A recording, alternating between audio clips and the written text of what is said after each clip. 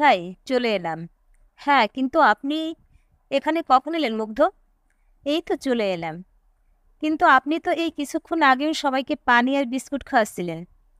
হ্যাঁ, খাওয়ানোর প্রায় শেষের দিকে একটু জিরিয়ে নিচ্ছিলাম, কিন্তু তখনই থাক, আর বলতে হবে না। আসেন আমরা বসে দেখি আর অপেক্ষা করি।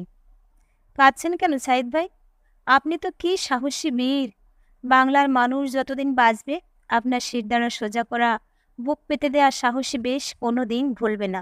রাফি ভাই, ওয়াসিম ভাই, ওনারা কই? ওই যে ওখানে বসে কাঁদছে। থাক, ওদের কাঁদতে দিন। বেঁচে থাকতে তো কাঁদেনি ওরা। সাহসী হয়ে বুকে কান্না জমিয়ে রেখে সামনে এগিয়ে গিয়েছিল।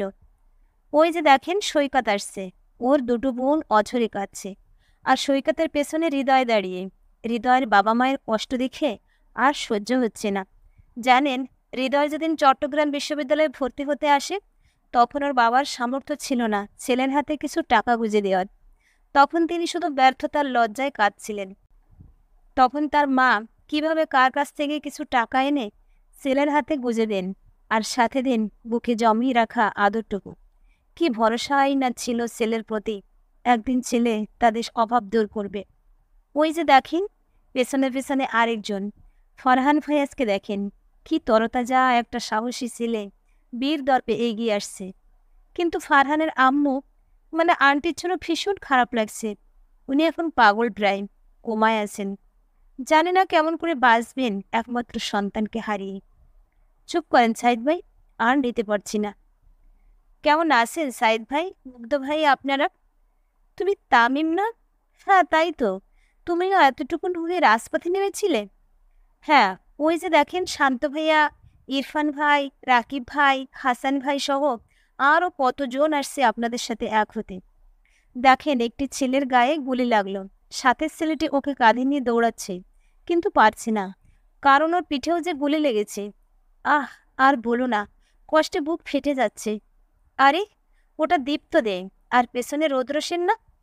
হ্যাঁ ভাই, চলে এলাম আমরাও। কেমনে থাকি বলেন আপনাদের ছাড়া? আপনার সাহস দেখে আমরাও ঝাঁপিয়ে পড়েছিলাম, সাহসী হয়ে বুক পেতেছিলাম। দেখো সমুদ্র আসছে। ওকে দেখলেই মনে হয় ওর বিশাল সমুদ্রের মতো একটা মন আছে। অদ্ভুত ছেলেটা।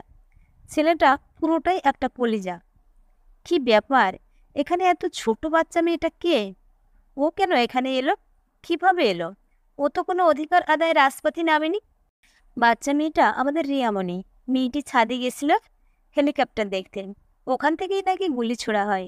মেয়েটির মাথায় লাগে, এজন্যই তো আমাদের সাথে চলে এলো। আমাদের বোন দেখেন, ওই যে গুলি খেয়ে হাসপাতালে যেতে যেতে মাকে ফোন করে বলেছিল, মা কি করো, তোমার মেয়ে আর ফিরবে না তোমার কোলে। এখনো মায়ের কান্নায় আকাশ ভারী হয়ে আছে। ওই যে দেখেন ছোট একটা বাচ্চা ছেলে। ইস, ওর চোখ একটা কোথায়? চোখে গুলি লেগেছে। কি বলেন, কোথায় ছিল সে? রাজপথে? আমাদের মতো বৈষম্য বিরোধী আন্দোলন করতে বের হয়েছিল?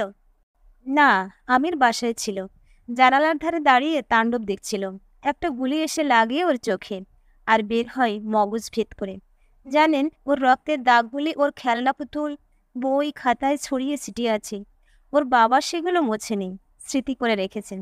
ছেলের শরীরের একটা অংশ তো, তাই। আহ, আর সইতে পারছি না। প্লিজ বন্ধ করেন আপনাদের কথোপকথন। চরম শান্তির একটা বাংলাদেশ চাই। প্রিয় বন্ধুরা, আজ আমি আপনাদের যে গল্পটা শোনালাম, এটা আসলে কোনো গল্প নাই। এটা সাম্প্রতিককালের বাংলাদেশে ঘটে যাওয়া এক অতি বাস্তব কাহিনী। জানি না কবে বাংলাদেশে শান্তি ফিরে আসবে।